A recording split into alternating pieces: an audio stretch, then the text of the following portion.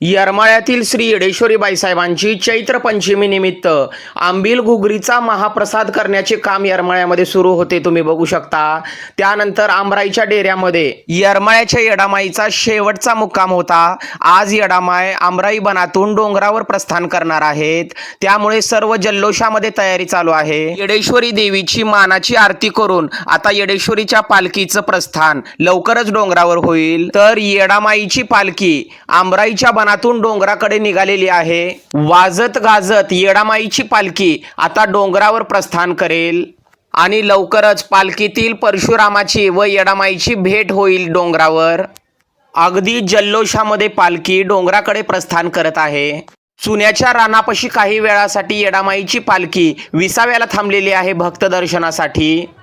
आमराईच्या डेऱ्यातून यात्रेचा महोत्सव पार करून येडामाईची पालखी डोंगरावर येणार म्हणल्यानंतर डोंगरावर भक्तांनी फुलांच्या रांगोळ्या घातल्या। अगदी जल्लोषामध्ये तयारी सुरू होती मंदिराच्या समोर, तुम्ही बघू शकता। येडामाईच्या स्वागतासाठी विद्युत रोषणाई फटाक्याच्या कडाक्यात अगदी येडामाईचं स्वागत करण्यात आलं डोंगरावर। आणि त्यानंतर येडामाईची पालखी अगदी थाटामाटात जल्लोषात येरमाळ्याचे जे काही पाटील आहेत मानकरी त्यांच्या समवेत अगदी थाटामध्ये पालखी डोंगरावर विराजमान होईल।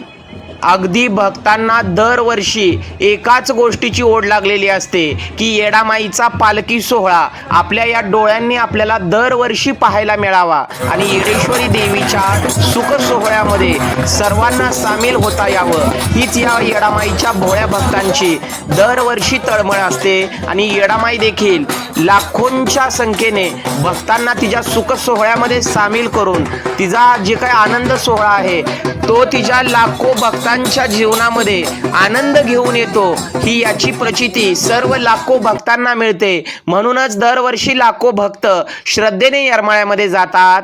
तर विद्युत रोषणाईमध्ये फटाक्याच्या कडाक्यामध्ये आईसाहेब परत डोंगरावर जात आहेत, कारण भक्तांचं रक्षण करणं, भक्तांवर अन्याय होत असेल तर त्याचा न्याय करणं हे येडामाईचं आद्य कर्तव्य आहे। त्यामुळे येडामाई परत आपल्या ठिकाणी डोंगरावर प्रस्थान करत आहेत। लवकरच येडामाई डोंगरावर जाऊन आपले स्थान ग्रहण करून आपल्या भक्तांवर तिची अखंड कृपा दृष्टी ठेवून सर्व भक्तांचा विजय करून सर्वांच्या जीवनामध्ये आनंद करतील।